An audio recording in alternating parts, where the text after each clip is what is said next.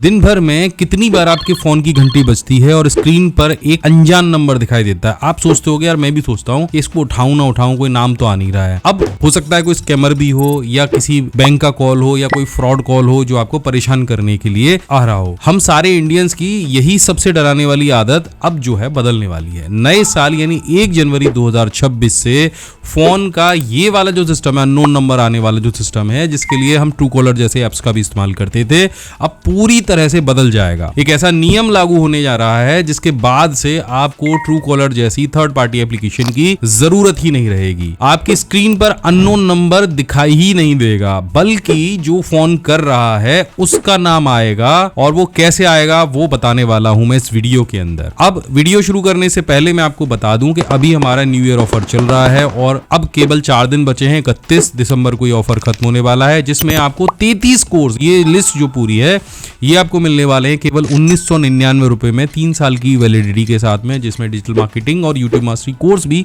Free में शामिल है। तो अगर ये ऑफर में इन सारे कोर्सेज को आप केवल 60 रुपए पर कोर्स में ज्वाइन करना चाहते हो तो डिस्क्रिप्शन में लिंक दिया गया है, स्क्रीन पे QR कोड दे रहा हूं, अभी लिंक पे जाओ, एप्लीकेशन को डाउनलोड करो। एप्लीकेशन का नाम है PC skill by my big guide, coupon code है हैप्पी न्यू ईयर, उसे अप्लाई करो। ये कोर्स आपको मिल जाएंगे केवल 1999 रुपए में। तो यहाँ पे कॉल कर लेना स्क्रीन पे दिए हुए नंबर पे, तो टीम से बात कर लेना, वो आपको बता देंगे। अब चलिए मेन मुद्दे पे आते हैं। तो अब क्या होगा कि आपके पास कोई फोन आता था, उस पर कोई अननोन नंबर आता था, या जिन्होंने ट्रू कॉलर भी डाल रखा है उसके ऊपर भी नाम अलग आ जाता था, मतलब जो व्यक्ति नहीं है उसके नाम भी अलग आते थे। तो अब क्या होगा कि कॉल करने वाले का जो असली सरकारी नाम है यानी रियल KYC नेम है वो दिखाई देगा। तो आपकी स्क्रीन पे वो पापा की परी लिख के आ जाता था या रॉकी भाई लिख के आ जाता था, ऐसे नाम बिल्कुल भी दिखाई नहीं देंगे, बल्कि वो नाम दिखेगा जो उसके आधार कार्ड पर है। लेकिन सवाल ये है कि क्या इससे ट्रू कॉलर की छुट्टी हो जाएगी और क्या ये सुविधा आपके पुराने जो कीपैड वाले फोन होते थे उसमें चलेगी या उस फोन में भी चलेगी जिसमें ट्रू कॉलर नहीं है। तो आज के इस वीडियो में हम इस नए कॉलर नेम प्रेजेंटेशन यानी CNAP सिस्टम का पूरा पोस्टमार्टम करने वाले हैं। और वीडियो के बीच में मैं आपको ट्रू कॉलर की एक ऐसी सच्चाई बताने वाला हूं जो शायद आप भी नहीं जानते हैं कि यार ये कितना खतरनाक है।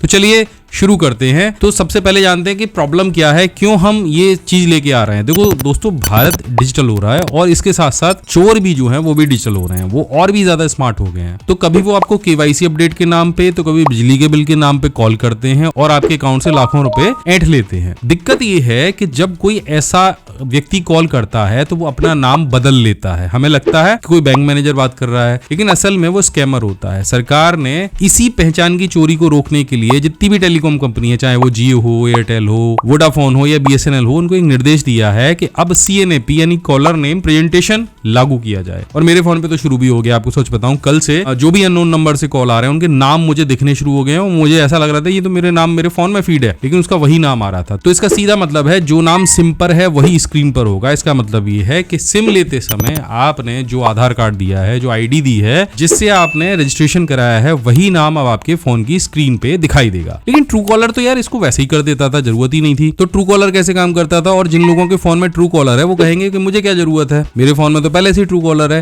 तो रुको, यहीं पे एक पेच भी है। आपको ये समझना होगा कि ट्रू कॉलर काम कैसे करता है और इसकी कमियां क्या हैं। देखो, ट्रू कॉलर किसी सरकारी डेटाबेस से नहीं जुड़ा है, ये क्लाउड सोर्सिंग पे काम करता है। और ये क्लाउड सोर्सिंग क्या होती है, मान के चलो आपने अपने फोन में सब नामों की अपनी अपनी लिस्ट बना रखी है। मेरे फोन में हो सकता है मेरे दोस्त का नाम पवन टेक गुरु के नाम से सेव हो, तो मैंने अपने फोन में ट्रू कॉलर डाला है। अब जैसे ही अमित नाम का कोई व्यक्ति ट्रू कॉलर इंस्टॉल करेगा और अपनी कॉन्टैक्ट लिस्ट की परमिशन उसको देगा, तो ट्रू कॉलर के सर्वर पर मेरा नंबर हो सकता है माय बिग गाइड के नाम से आ जाए या अभिमन्यु भैया के नाम से आ जाए, या जैसे भी उसने सेव कर रखा होगा वैसे उसको दिखने लग जाएगा। और अब अगर मैं किसी तीसरे अनजान व्यक्ति को कॉल करूंगा तो ट्रू कॉलर उस फोन की लिस्ट से वही नाम जो उसने सेव कर रखा उस नंबर के आगे उसको दिखा देगा। तो हो सकता है वहां पवन टेक गुरु भी आ जाए, वहां रॉकी भैया भी आ जाए, या जो भी उसके मन में आए, जो नाम उसने निकनेम सेव कर रखा हो वो उसको दिखाई देने लग जाए। अब इसके 2 बड़े नुकसान हैं। पहली चीज तो गलत जानकारी जाती है, कोई भी अपना नाम कुछ भी रख सकता है। एक स्कैमर भी अपना नाम SBI हेड ऑफिस के नाम से सेव कर सकता है और ट्रू कॉलर उसको वही दिखाएगा, क्योंकि ट्रू कॉलर ने कौन सा वेरीफाई किया है